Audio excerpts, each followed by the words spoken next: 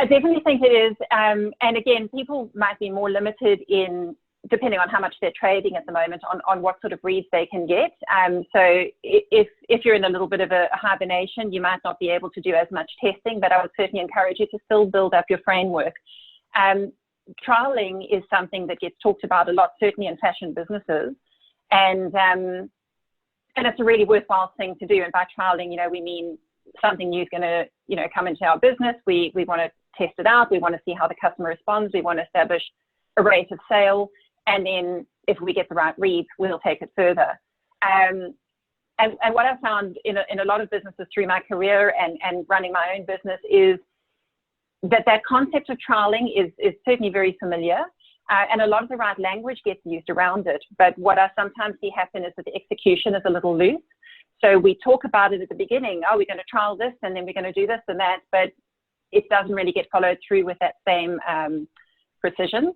And so I think right now what people could be doing is tightening up what that test and respond framework looks like. So really get clear about what would you be testing for? What are you measuring for? How are you going to measure it? What are the KPIs and metrics that are going to tell you whether it's doing well, whether it's achieving what you need it to? If it does well, what are you going to do about that? How quickly can you get back into stock? Which stores are you going to test it in, and which stores do you intend it to go to if it is successful? If it doesn't do well, then what will you do to exit that stock? What's your plan B? What next is in the pipeline? So I think there's a lot of things that can be thought through now to get that test and respond or trial framework really tidied up. And you could probably make some little templates to support that. And you can either start using it now, or when you start trading more normally in a few months' time, you've got that embedded in place, and you can start using it to pump things out and see, because there are going to be shifts. There might be permanent shifts in buying behaviors. There could be permanent shifts in your mix.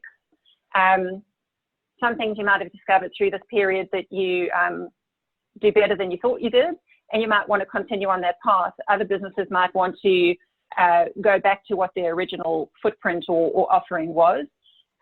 So as we navigate through all of those different shifts, that test and respond framework, I think, will serve you well to figure out what's working, what's not, how do you deal with it, and to really tidy that up and be disciplined with it.